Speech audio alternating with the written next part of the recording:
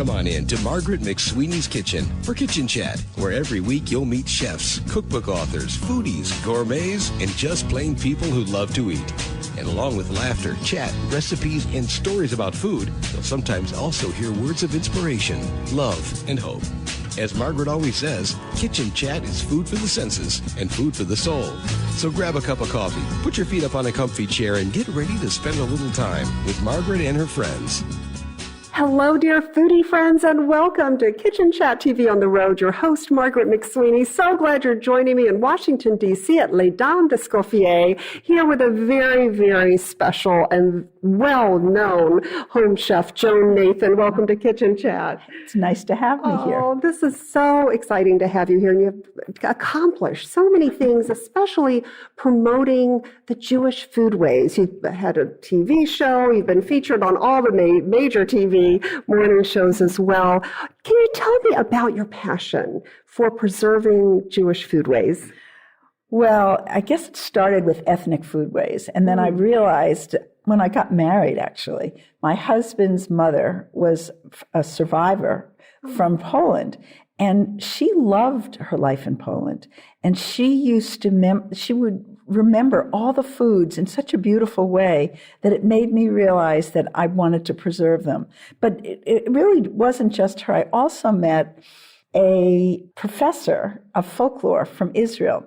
And he came up to me and he said, you know, I know everything there is to know about Yiddish folklore and food, but I'm never going to write a cookbook. If you'll write a cookbook, then I will give you everything I know. And so that's really, but I think that maybe because my own family came from Europe, and I noticed the way that food breaks down barriers and the importance of food and it just seems to me that preserving your food is like preserving who your family is.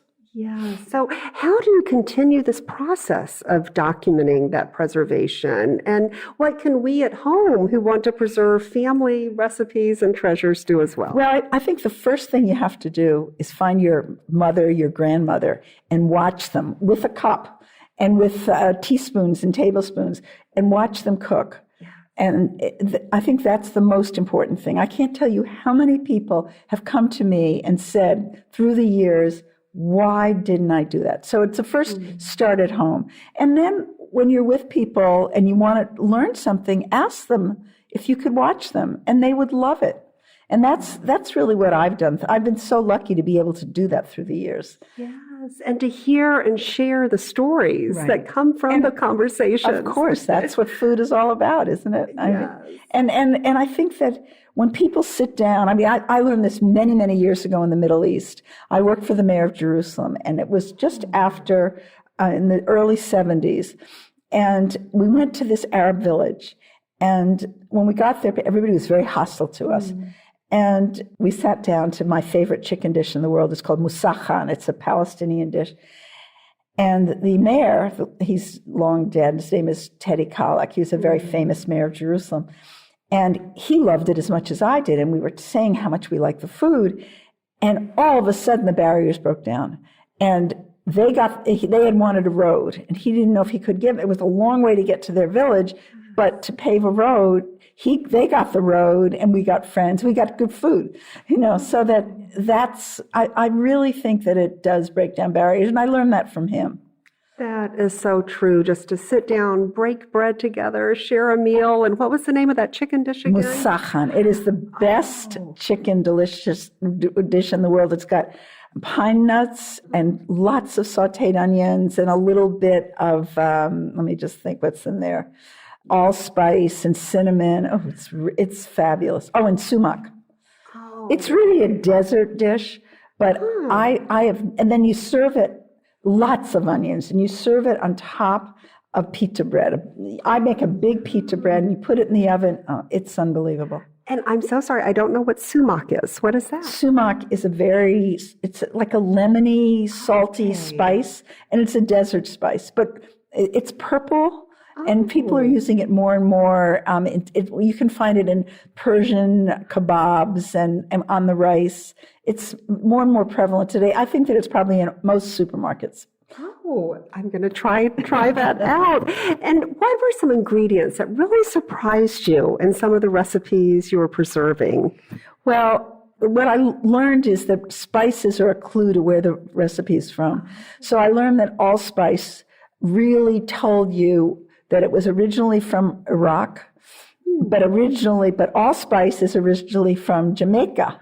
So I did not know that. And through the Columbus Exchange, it came to England, and then the English brought it with them to their colonies, and they call it English pepper in Iraq, and also in Jerusalem, too, and other places. But it really is the Middle East. That to me is a sign of maybe an Iraqi, an Israeli, maybe a Jordanian recipe, if there's some of that allspice in there. And this is so fascinating, Joan, because it's a savory recipe, I'm sorry. Yes, it's so interesting. My mother-in-law, fully Danish from Denmark, okay. Yes, and she would make things with allspice. So somehow it made its way into Denmark as well. Well, of course. But also cardamom. The Danes love cardamom, so do the Swedes.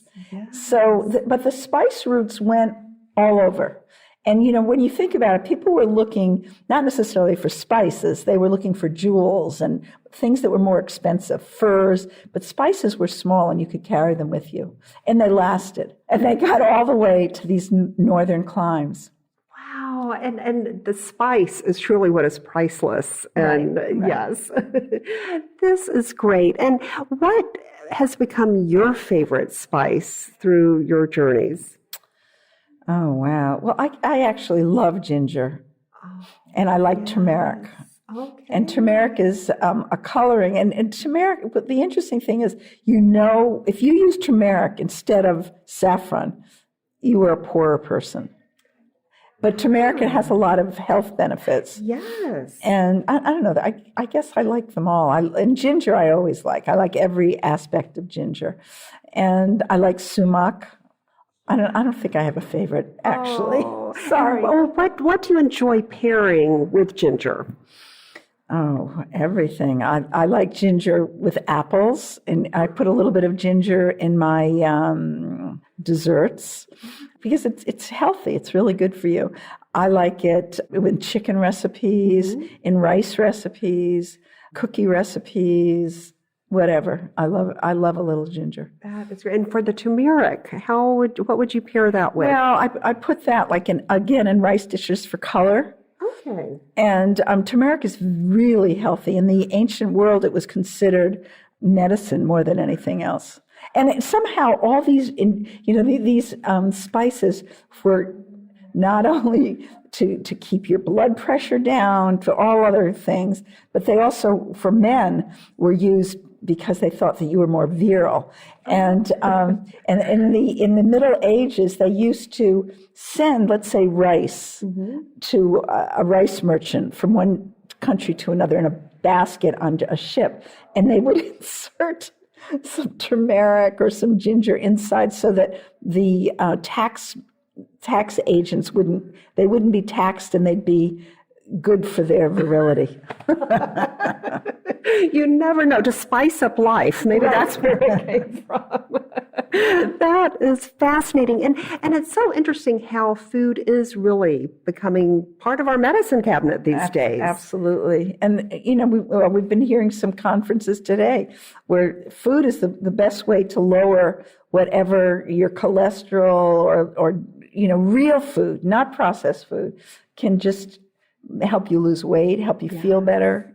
And, like my daughter does the paleo diet. You don't have to do the paleo diet, but sticking to real food is the way to go. Oh, well, this is terrific. And I love how you are preserving and documenting these very special recipes in the Jewish foodways and ethnic foodways and really keeping it for us to enjoy in our own home cooking. And is there a website we can visit that would have links to your books? Yeah, joannathan.com.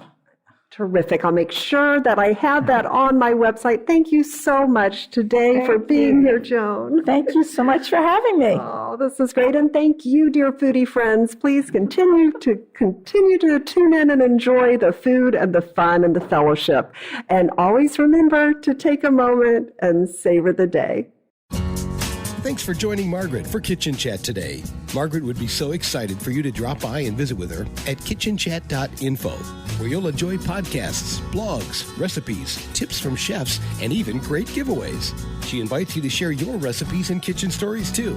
As Margaret always says, savor the day.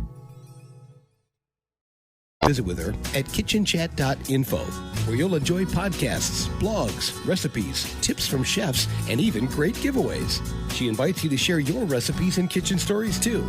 As Margaret always says, savor the day.